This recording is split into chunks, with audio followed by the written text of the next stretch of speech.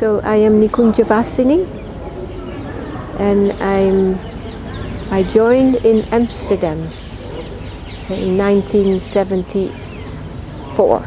I was initiated in 1974. I actually met Srila Prabhupada before I joined, when he was coming for the installation of our Lord Jagannath in 72. So my brother, who was a devotee at that time, he invited me and my parents to come and visit Srila Prabhupada, because he said if you get association of a pure devotee, your life will never be the same again, which I was looking for a big change in my life. So we went to see Prabhupada, but Srila Prabhupada was at that time very, very strict. They had not organized it very well, the installation. The bathing bowls were not there, the fruit wasn't there, and nobody had organized. There was no outfit for the deities. So everything, but I didn't understand anything. I was just watching from the crowd, which the television was there, everything was hot. We were all sweating like anything. And I was looking at this, Prabhupada instructing everyone, telling where is this, where is that, and they are all running around very frantically trying to please Srila Prabhupada. So I thought, oh, this is very serious, spiritual life, because in those days, spiritual life was just something you do, you find a guru, he's smiling, he opens your third eye, and you can just do whatever you want, and you are liberated. And now I realize this Prabhupada is there, and this spiritual life, devotees are very serious about trying to please Prabhupada. So I said, okay, this is very nice, but not for me. I thought I'll do this in my next life. By that time I understood there is a next life. I thought I can enjoy a little bit more. Although I was very, very miserable, I had really tried my best to enjoy in the material world, and it didn't work at all. But still, because of the seriousness of the situation, I thought, no, this is not for me. So I went home again, but my brother, he gave me a picture of Srila Prabhupada. And because I was attached to my brother, I was keeping this picture in my breast pocket of my jacket, and it is exactly there where the heart is. So then he started bringing me books and bringing me posters and bringing me tapes. This was the cassette tape at the time. And because I wanted to please my brother, basically, I started listening to the tapes. I couldn't understand anything. Krishna book, I opened it, I couldn't understand anything. But little by little it started to sink in. Friends were coming, and I only want to listen to Prabhupada.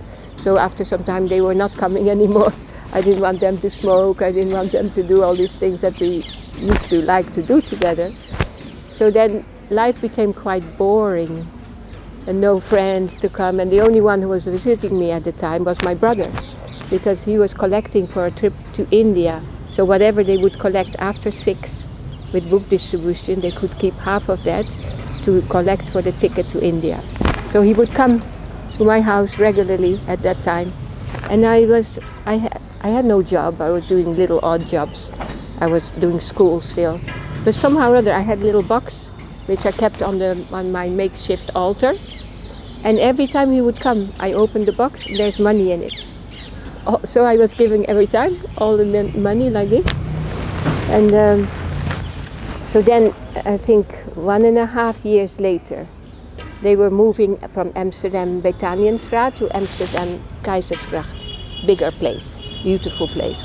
So my brother said, oh, why don't you come and help a little bit to do the moving? And so I agreed to do that. And when I entered the temple at that time, I couldn't imagine I would want to come back again, do anything else. I just wanted to be a devotee. I couldn't even imagine doing anything out there. So after 1 week, the temple president said, okay, so now you decide, you either come or stay, or you go or you stay. And I think, but I am not prepared.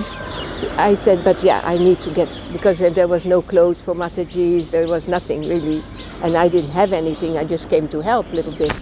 So I said, well, I need to prepare, give up my room and do. So he said, how long you will take? And I said, maybe 3 months or so, to make some petticoats and cholis. I had a plan. He said, no way. He said, you can go today and you come back tonight. your brother is coming with you. So in those days it was like this. Maya, she's so strong. As soon as you decide you want to become a devotee, she takes over. So he knew that, the temple president. So within one day we just bought a suitcase, put all the things that were useful in the suitcase, and we left them. I gave the keys to my father, and he had to take care of the rest. He was not very happy. But so then that was my to join the temple. And after this we had a program in my old school in the town where I was doing school. And by that time I was 3 months in the temple. And I just couldn't, they were smoking, they were doing, I just couldn't relate to this anymore. I could see they have this stick and fire. I said, oh my God, they're breathing fire. It was so far removed from my memory that I could have not imagined that I've ever done these things myself. So that initial devotional service was so powerful that they said, oh sorry, we maybe are tempting you. I said, no, ever. I would never ever do this again. So it was really strong. So then in June, Prabhupada came to Schloss Rettershop in Germany. That's 1974. And then we all went there and we got initiated. 50 devotees were there. And we had just had a new temple president. And he was always calling me Nanda Devi. And I thought he's just flattering me because it was not my name, but it was a spiritual name. So, but apparently he thought I was already initiated. So I was not on the list. And there was a big circle of devotees, 50 devotees in the garden. And I was trying to find my way, just sat in between two brahmacharis because I knew I was going to be initiated. And I found a banana and some neck beads, and I sat. And then they start with the towns and the cities, the names of the cities. So Amsterdam is first, but I was not tuned in yet, so I didn't realize that they were calling the devotees from Amsterdam. And I was just sitting there waiting. One devotee put my neck beads on, and I was waiting, and Prabhupada was so strict. I don't know, all my memories are with Prabhupada very strict somehow. Maybe he knows my mentality. He needs to be grave with me. But and Prabhupada, so he wanted us to pay dandavats. Prabhupada was sitting like this, and he didn't want us to do it like horizontal, and not straight like this, but diagonal, not like this, like this. And every time some devotee was doing it wrong, we'd make them get up, do it again. Then there was the 4 regulator principles, but full on. No illicit sex, no gambling, no intoxication, no frivolous sports, no coffee, no tea, no fish, no eggs, all this. All has to be completely full on. And I was not an English speaker, so I was practicing. I said, I want to do it right. So I didn't notice that my Amsterdam temple was already passed by. I just practice. And then for the chanting of the 16 rounds, chant at least 16 good rounds every day. So it's Prabhupada was quite firm. And every time somebody was not doing it properly, you would correct them, have to do it again. And so then something happened. I think somebody figured it out that I was not getting initiated. I was just sitting there peacefully waiting. So I was all the way to the end. They called me, and I came. I paid my dandavats nicely in the diagonal way. I sat up, chanted, did the 4 regulator principles fully, chanted at least 16 good rounds every day.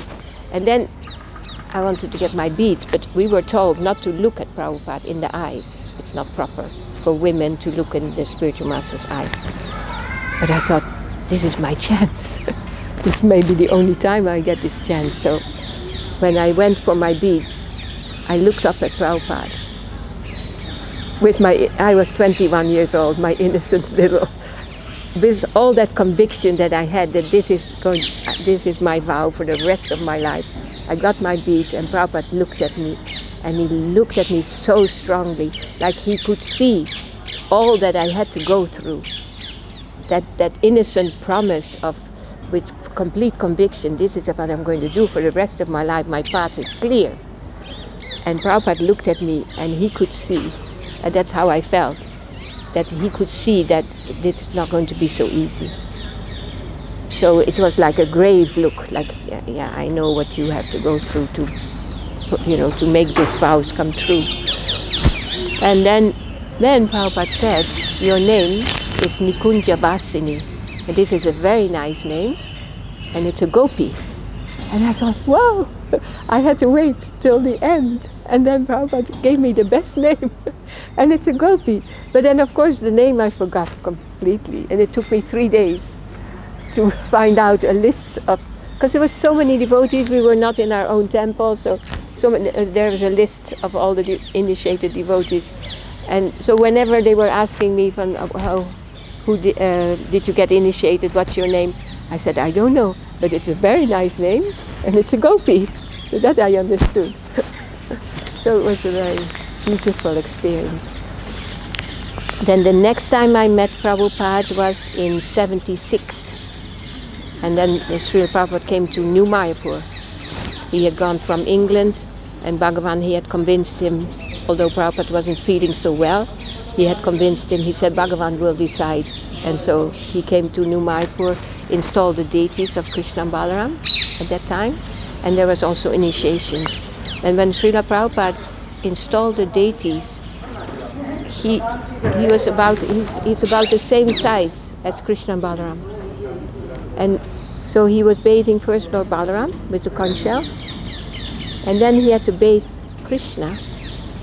But because Krishna is on the other side, he put his hand on Balaram's shoulder. So now this picture, you can imagine, Prabhupada is holding Balaram on the shoulder.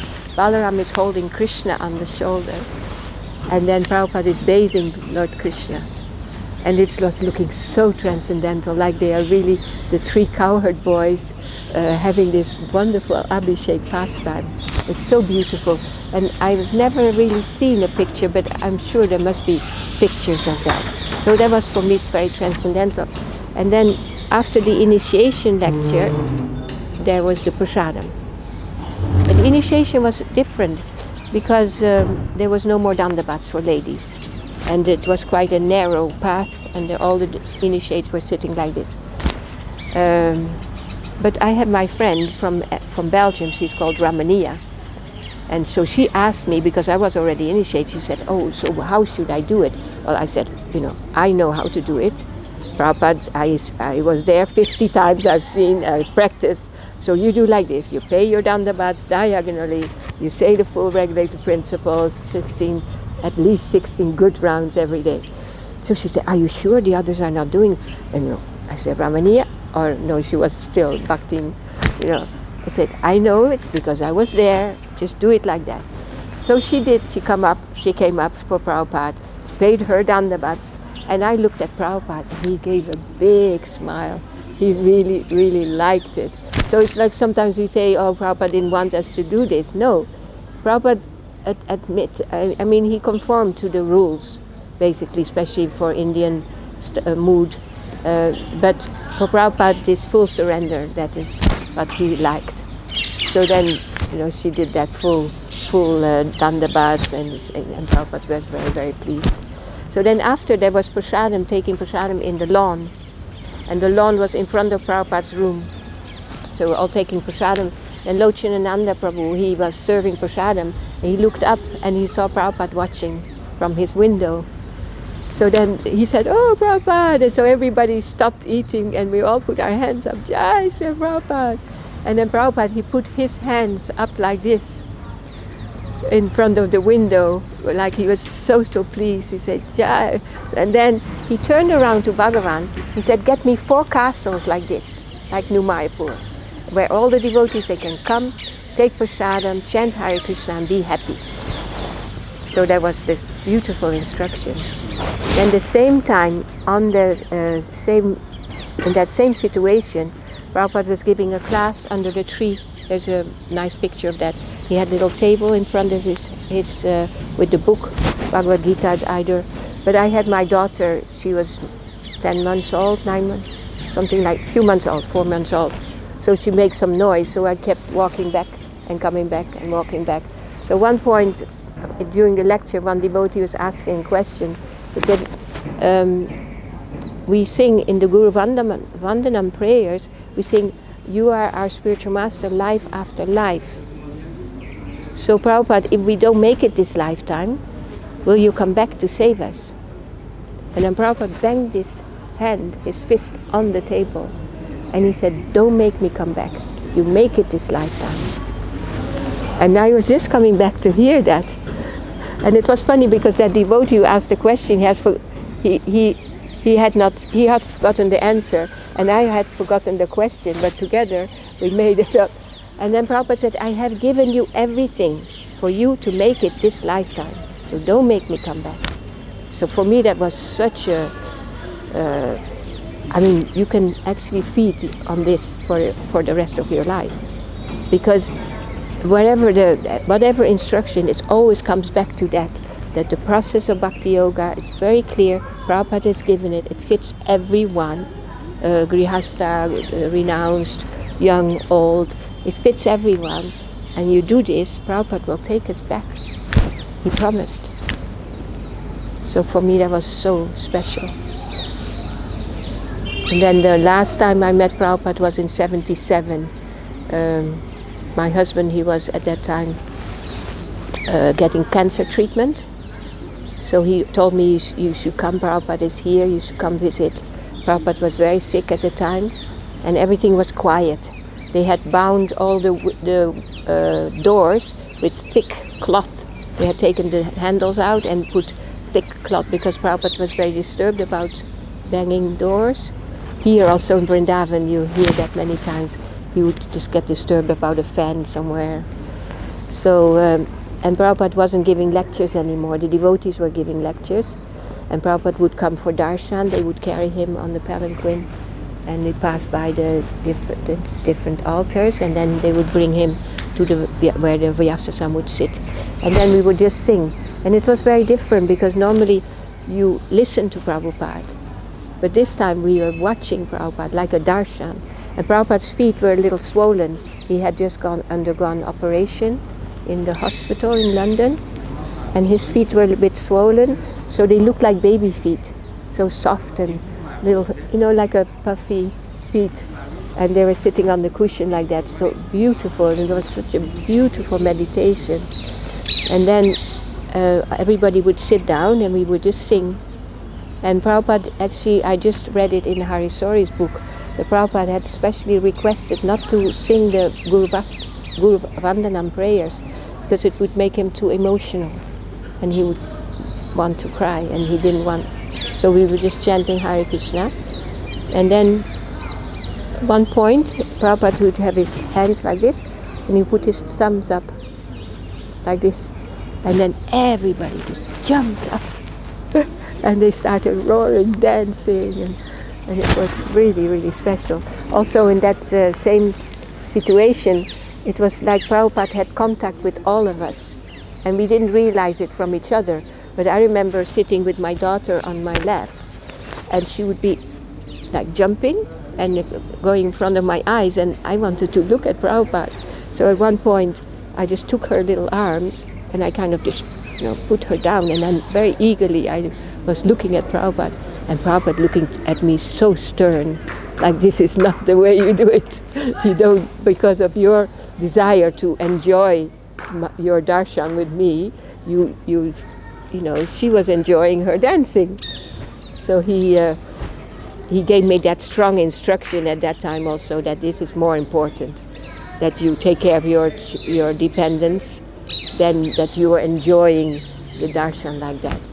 And something I wasn't good at practicing actually. All my life I've not been so good at it.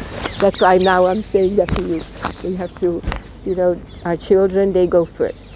It's very important because their spiritual life is inspiring us. Mostly I find that if you have someone that you can be an example for, it makes you be your best and it helps them to be their best also. So this is a little bit more or less my memories of Srila Prabhupada. Yeah.